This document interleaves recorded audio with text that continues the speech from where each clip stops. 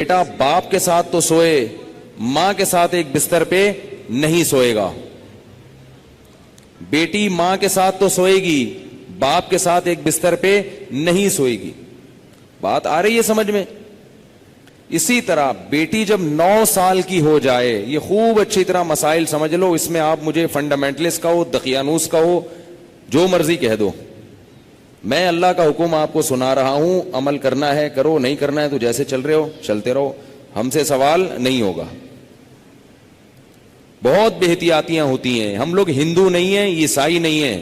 مسلمان بننا ہے تو تمیز سے بنو بھائی، نہیں بننا ہے تو پھر انگریزوں کے کلچر کو فالو کرو، وہ بہت ایڈوانس جا رہے ہیں آج کل. بار بار کہتا ہوں، یہ کیا نہ ادھر کے نہ ادھر کے. تو جب بیٹی 9 سال کی ہو جائے، بیٹی 9 سال، تو باپ پر یہ احتیاط لازم ہے کہ وہ اس کو پیار کرنے میں احتیاط سے کام لے. بہتر یہ ہے کہ اپنی باڈی کو اس کی باڈی سے دور رکھے. پیار کرنا ہو سر پہ ہاتھ رکھے، بیٹی سر پہ پیار کرے، گالوں پہ یا ہونٹ پہ پیار نہ کرے. 9 سال کی بچی احتیاط کرے اس سے، یہ احتیاط کی عمر ہے. اور جب بالغ ہو جائے پھر تو ہرگز اس کی اجازت نہیں ہے. کیونکہ مسئلہ یہ ہے کہ باپ اگر بیٹی کو اس طرح سے پیار کرے اور خدا نخواستہ باپ کے دل میں شہوت پیدا ہو گئی، اور اس کی کچھ تفصیل ہے، یہ خود سے فیصلہ نہ کریں، مفتی سے، کسی مفتی کے سامنے پوری صورتحال رکھیں.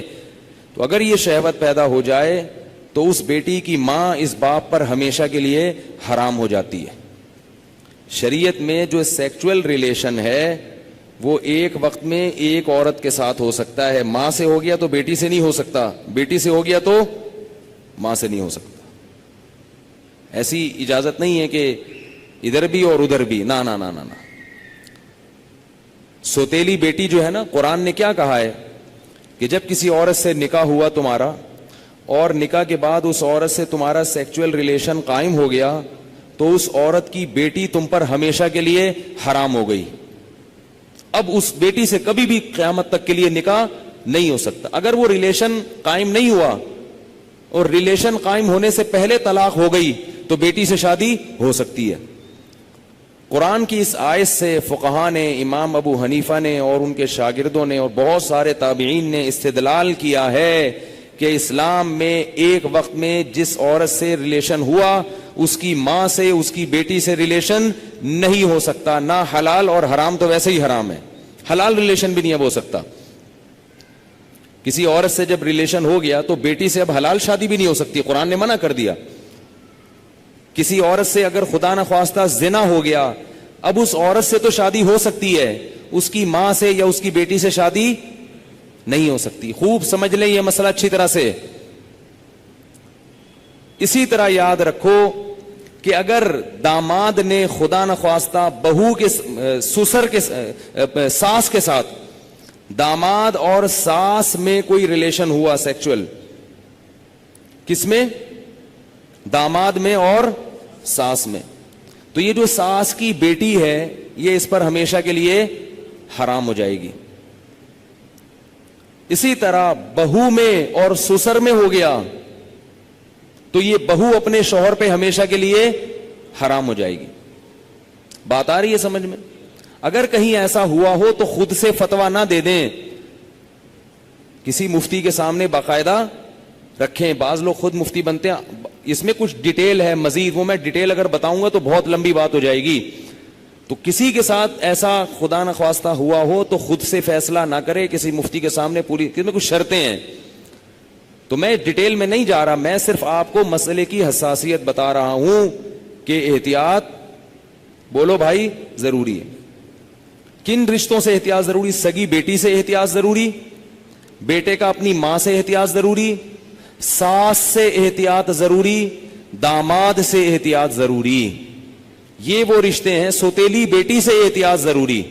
کسی عورت سے آپ نے شادی کی، اس کی بیٹی آپ کی محرم ہے، لیکن اگر اس سوتیلی بیٹی سے سیکچول ریلیشن ہو گیا تو وہ بیٹی تو حرام تھی، اس کی ماں بھی ہمیشہ کے لیے حرام ہو گئی. ایسے واقعات آتے ہیں، کسی خاتون سے نکاح کیا، اس کی بیٹی بھی ہے، اب بیٹی سے سر کی مالش کروا رہے ہیں. بیٹی سے پاؤں دبوا رہے ہیں. یہ کیا بے شرمی ہے بھائی؟ جوان بیٹی سے جو ہے نا وہ پاؤں دبوا رہے ہیں, سر کی مالش کروا رہے ہیں. اور بہت سارے ایسے واقعات آتے ہیں, فون آتے ہیں کہ جی جوان بیٹی تھی, اس سے ایسے میں کر رہا تھا تو مجھے شہوت پیدا ہو گئی, میں کیا کروں؟ کیا کریں بھائی, آپ کی بیوی حرام ہو گئی اور کیا کرو. حضرت یہ کیا, مجھے تو پتہ ہی نہیں تھا. شریعت کے علم, مسئلے کا علم نہ ہونا, اس سے یہ تھوڑی کہ شریعت ہی بدل جائے گی. آپ گئے پاکستان آئے, آپ کو نہیں پتا کہ لال بتی پہ گاڑی روکنی ہے اور ہری پہ چلانی ہے, آپ کو پتہ نہیں تھا. لال بتی پہ آپ سگنل توڑ کے آگے چلے گئے, پولیس والے نے روکا تو آپ کہہ رہے مجھے تو پتہ ہی نہیں تھا کہ لال پہ روکتے ہیں. چھوڑ دے گا آپ کو وہ؟ تو اسی طرح اللہ بھی نہیں چھوڑتے کہ پتہ ہی کوئی نہیں, آپ کو پتہ ہی نہیں تھا آپ کو. تو یہ خوب سمجھ لیں, ان رشتوں میں احتیاط کی بہت سخت ضرورت ہے. اسلام پاکیزہ نظام بنانا چاہتا ہے. بہو گھر میں آئی ہے تو سسر کے لیے وہ بیٹیوں کی طرح ہے. جب بھی اس پہ نگاہ ڈالے, کیسی نگاہ ڈلے گی؟ بیٹی جیسی. اور اس کو ہاتھ نہ لگائے. پیار کرنا ہے بہو کو, سر پہ ہاتھ رکھے. سمجھ رہے ہیں؟ نہیں سمجھ میں آ رہی نا, کیا کریں؟ بہو کو پیار کرنا ہے تو کیا کرنا ہے؟ سر پہ ہاتھ رکھنا ہے بس, بیٹیوں کی طرح بس سر پہ ہاتھ رکھا بس. کیسے بے شرمی کے واقعات آ رہے ہیں. خواتین بتاتی ہیں, سسر صاحب آ رہے ہیں, وہ خواتین, کئی خاتون آئی ہیں بہو امریکہ سے, سسر صاحب ایئرپورٹ پہ لینے پہنچے ہوئے اور گلے مل رہے ہیں اس سے. بہو کو تکلیف ہو رہی ہے, اس کو شرم آ رہی ہے کہ ہمارے سسر کیا کر رہے ہیں, اس کو شرم محسوس ہو رہی ہے کہ میرے یہ سسر صاحب کیسے ہیں. لیکن وہ بیچاری بول نہیں سکتی. وہ بولے گی تو سسر کیا کہیں گے کہ مجھے باپ نہیں سمجھتی, مجھے باپ مجھ پہ شک کرتی ہے. کیوں بھائی؟ تو سسر کو مسئلہ سمجھا دیں.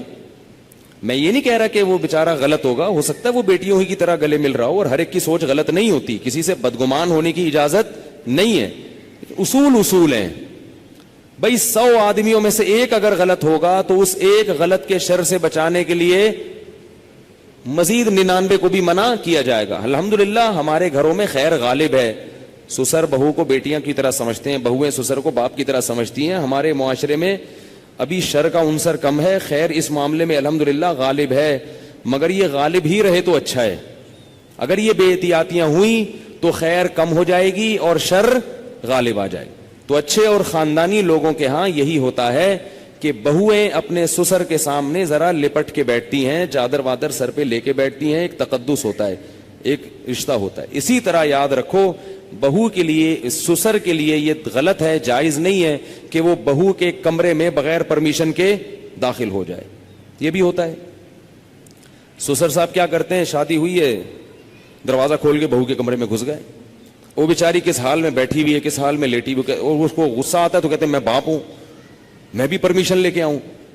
تو حیا بھی کوئی چیز ہوتی ہے. تو جوان بیٹی کے کمرے میں باپ کو اس طرح نہیں گھسنا چاہیے. بیٹی کا بھی باپ سے کوئی حیا تو ہوتی ہے نا. تو اس لیے ان چیزوں میں احتیاط برتو.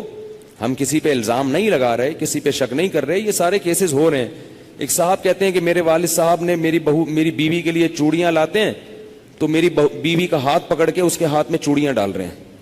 وہ صاحب کہہ رہے ہیں مجھے اچھا نہیں لگ رہا کہ میرے ابا میری بیوی کے ساتھ ایسا کیوں کر رہے ہیں. اس کو غیرت آ رہی ہے بیٹے کو کہ یار یہ ابا کیا کر رہے ہیں. کہہ رہے لیکن ابا کو بولو تو ابا کیا کہیں گے, مجھ پہ شک کر رہا ہے, مجھ پہ شک کرتے ہو, میں کوئی برا آدمی ہوں, میں کوئی ایسا ہوں. تو بھائی شک کی بات نہیں ہے. ابا کو بتا دو ابا آپ بہت اچھے ہیں, بہت اچھے ہیں, لیکن آپ کو شریعت نے اس کی اجازت نہیں دی ہے کیونکہ اس سے شر پھیل سکتا ہے.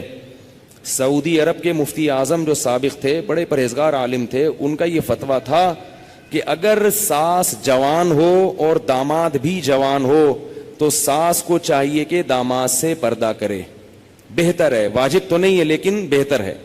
اسی طرح اگر سسر بالکل جوان ہو اور بہو بھی بالکل جوان ہو تو بہو کو چاہیے کہ وہ سسر سے اس زمانے میں پردہ کرے. تو ہم یہ تو نہیں کہہ رہے کہ پردہ کرے, ہم تو آسانی دے رہے ہیں. پردہ نہیں بھی کرتی تو کم از کم احتیاط لازمی کرے. یہ تو وہ رشتے ہیں جو اللہ نے حرام کر دیے.